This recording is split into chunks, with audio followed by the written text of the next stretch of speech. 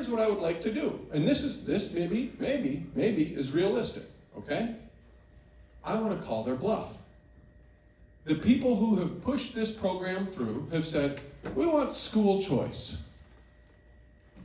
Well, I have a couple of problems with the law that they passed and the idea that it promotes school choice. Here's the first one. Private schools can take public money and reject students.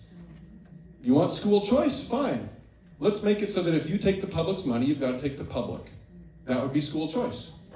I'm just only offering you what you already said you wanted, right? Item number 2, do you think this is about school choice? Then why is the vast majority of this money going to the wealthiest Iowans who already are sending their kids to private school, right? Nobody in a private enterprise, a private business, would spend money to get people to just see no change, right? These people are already doing this.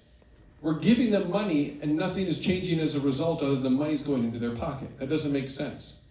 So if this is about school choice, let's not use money to do nothing differently. Let's make sure that it's not going to the people who are going to afford it anyway. And then let's make it so that tuition can't just skyrocket as a result.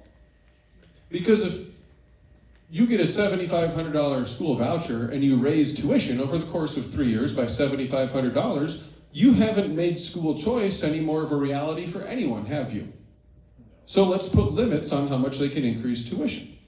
And let's do this. They also like to say this is about competition. I love competition. If it's about competition, well, competition is where people follow the same set of rules and may the best competitor win. Then why don't private schools who take public money have to put resources into getting audited every year? They don't have to have an audit. They don't have to follow public meetings rules. They don't have to follow public records rules. If we're going to have competition, then they should have to do those transparency requirements the same way that public schools do. So that's what I would like to do. I'd like to call their bluff. I think that's realistic. And if they don't want to put up when their bluff gets called, we'll see where we go from there.